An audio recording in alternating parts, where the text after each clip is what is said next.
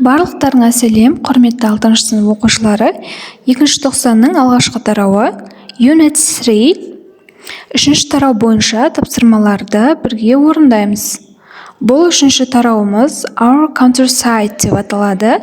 Бірінші тақырыбымыз Animals. Animals жануарлар деп аударылады. Жануарларға қатысты жаттығулар орындаймыз. Бірінші тапсырма Match the animals in the box with photos from 1 to 16 in the I to I quiz on page 33. Which photo isn't an I? Бұл жерде сендер 1-ден 16-ға дейінгі 33-ші беттегі көрсетілген суреттерге қарап сәйкестендіресіңдер және кімнің көзі сәйкес келмейді немесе ерекшеленіп тұрады, соны жазу керек делінген. Ал енді жауап берейік. Бірінші тапсырманың жауабы Exercise 1.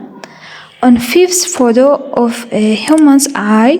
Бұл бірінші тапсырманың жауабы. Келесі бізде екінші тапсырма. Look at the key phrases. Which phrases do we use for things we see and which for things we hear? Which can be used for both? Бұл жерде сендер 2-3 тарауға бөліп жазуларын керек. Мұнда фразалар берілген. Key phrases міне астында жазылып тұр. Осы фразалық етістіктердің қайсысын көретін кезде айтамыз және қайсысын еститін кезде айтамыз, ал қайсысын көретін кезде де, еститін кезде де қолданамыз. Немесе тыңдайтын кезде бұл жерде see дегеніміз көру, hear дегеніміз есту. Яғни бұл дегеніміз біз көріп тұрған кезде қай фразаны қолданамыз, естіп тұрған кезде қай фразаны қолданамыз, ал көріп те естіп тұрған кезде қай фразаны қолданамыз, соларды бөліп жазуымыз керек. Ал мінекей оқушылар, 2-ші тапсырманың жауабы Exercise 2. Phrases we use for things we see. It looks like an. It doesn't look like an. Бұлар бізде көзбен көріп тұрған кезде қолданылатын фразалар. Phrases we use for things we hear. Біз естіп тұрған кезде қолданатын фразалар. It sounds like an. It doesn't sound like an. Бұлар біз естіп тұрған жағдайда қолданылатын фразалар. Бұл фразаларды былай да тез ажыратуға болады.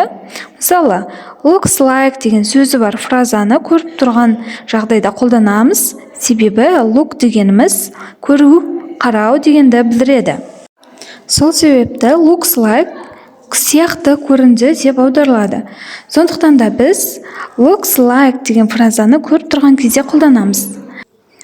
Келесі, мысалы sounds like деген сөзі бар фразаны естіп тұрған жағдайда қолданамыз. Себебі sound дегеніміз дыбыс деп аударылады. Sounds like дегеніміз дыбыс деп аударылады. Sounds like дегеніміз дыбысталды немесе сол сияқты дыбыс шықты дегенді білдіреді. Phrases we use for both. Maybe it's an.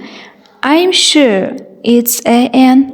Біз екі жағдайда да қолдана алатын фразалар. Осылай 3-ке бөліп жазып қоясыңдар. Келесі тапсырма, 3-ші тапсырма. Compare your answers to exercise 1 using the key phrases. Then listen and check. Яғни бұл жерде сендер бірінші тапсырмадағы жауаптарыңды тексеру керексіңдер.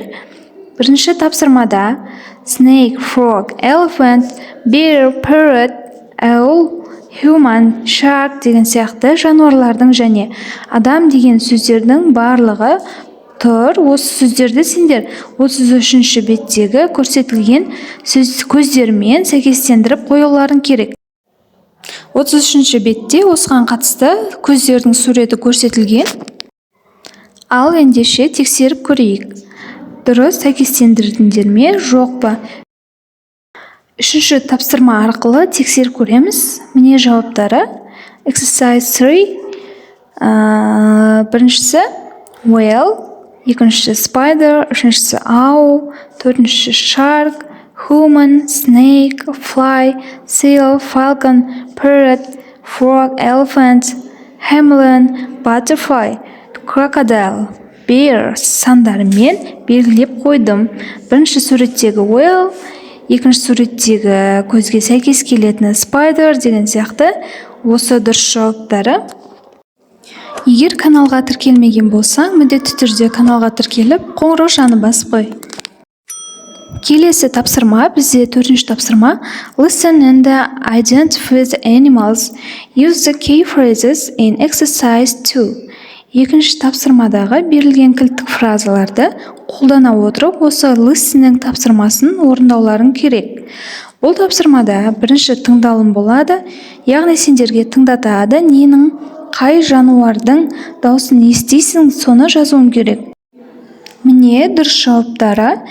Бірінші естіген дауысымыз ол owl, екінші естіген дауысымыз fly, үшіншісі frog, бақаның дауысы, төртіншісі falcon, бесіншісі seal, алтыншысы whale, жетіншісі bear, аюдың дауысы, сегізіншісі snake, жыланның дауысы.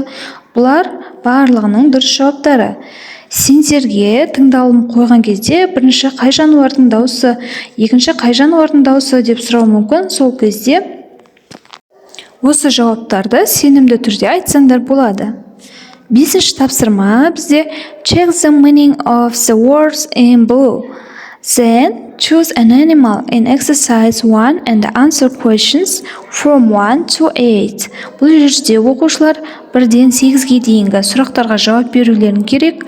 Бұл сұрақтарға жауап беру үшін бірінші тапсырмадағы өздеріңе ұнаған бір кез келген жануарды таңдап аласың, және сол жануарды сипаттау үшін мына сұрақтарға жауап берулерін керек. Ал міне дұрыс жауаптары. I describe a bear. Жаңағы берілген сұрақтарға байланысты сендермен осы жануарды толығымен сипаттаймыз. Bear, аю. Does it live in this country? Ол осы қалада өмір сүреді ме? No, it doesn't. Live in this country. Жоқ, ол бұл қалада өмір сүрмейді. Ол орманда өмір сүреді. It lives in forest. Does to attack humans? Ол адамдарға шабуыл жасайды ма? Yes, it does. Иә, жасайды. Аю адамдарға шабуыл жасайды, иә? Does it eat meat? Ол ет жейді ме? Yes, it does. Eat meat. Иә, ол ет жейді. Does it swim? Ол жүзеді ме? Yes, it does. Bear can swim if it needs to. Иә, жүзе алады, аю керек болған кезде жүзе де алады. Does it fly? Ол ұшады ма? No, it doesn't. Жоқ, ол ұшпайды. Has it got more than 4 legs? Оның аяқтары 4-ден көп пе? No, it doesn't. Жоқ. Does it climb trees? Ол ағаштарға өрмелейді ме? No, it doesn't climb trees. Жоқ, ол ағаштарға өрмелемейді. Does it hunt fish? Ол балық аулайды ма? Yes, it does. Bears can hunt fish. Иә, аулайды. Аюлар балық аулай алады. Міне оқушылар 5-ші тапсырманың толық дұрыс жауаптары. Енді бізде 6-ші тапсырма exercise 6. Work in pairs. Бұл жұптық жұмыс. Each think of an animal that lives in your country. Then ask questions to guess your partner's animal. Use the questions in exercise 5 and your own ideas. Біз 5-ші тапсырмада бір жануарды таңдап, бұл жайлы сипаттама бердік. Енді осы бойынша диалог құрастыру керек. Өз жауаптарыңды ұсынасыңдар, келесі оқушыға ол да саған өз жауабын ұсынады. Және екеулеріңнің сұрақтарың мен жауаптарыңды біріктіре отырып, диалог құрастырамыз. Қазір біз басқа бір жануарды таңдап алайық.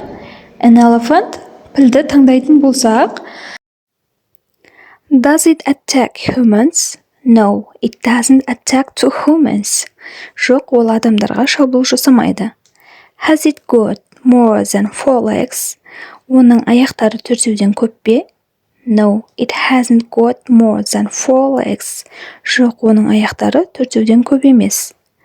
Does it hunt fish? Ол балық аулай алады ма?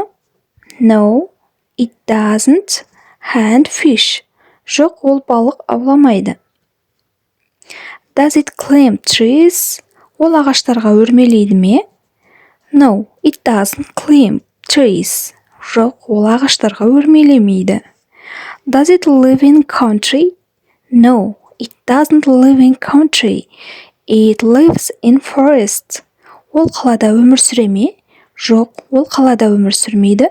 Ол орманда өмір сүреді. Does it like sleeping? Ол ұйықтағанды ұнатады ма? No, it doesn't like sleeping. Жоқ, ол ұйықтағанды ұнатпайды. Is it elephant? Yes, of course. It is elephant. Ол піл ме? Я, әрине ол піл.